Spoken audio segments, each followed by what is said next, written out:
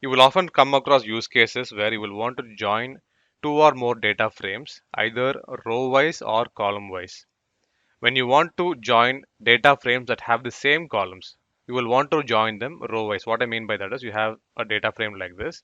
You have another data frame that has the same columns as the earlier one. This is 1, this is 2, right? If the columns are the same, you might want to join them together as one piece. This you want to do. Another scenario is you have another data frame that has different set of columns, but these columns refer to the same items that your earlier data frame, that is data frame 1 is referring to a certain set of items, right? The same set of items this data frame also refers to. You want to put them back into one single unit. This is also something that you will encounter. To do both of this, you have the same function in Pandas called pd.concat. We have seen this earlier, but we haven't seen how it actually works, right? So to use this, we are going to see a couple of examples based on three data frames, table 1, table 2, 3, and 4.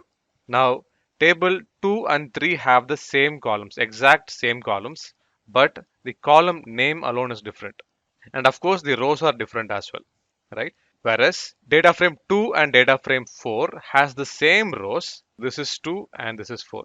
So these two have the same rows but different columns. We want to join both of these together as one unit. You can do both of them using pd.concat. Let's do that. So simply use pd.concat. Pass in both the data frames that you want to join as a single unit inside a list.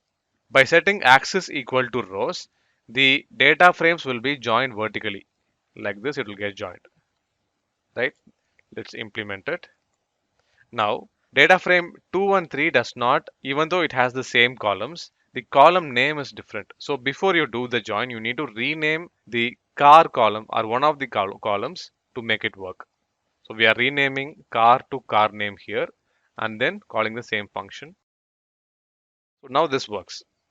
Likewise, to join df2 and df4 column wise, you can use pd.concat, set axis equal to columns, and it will work.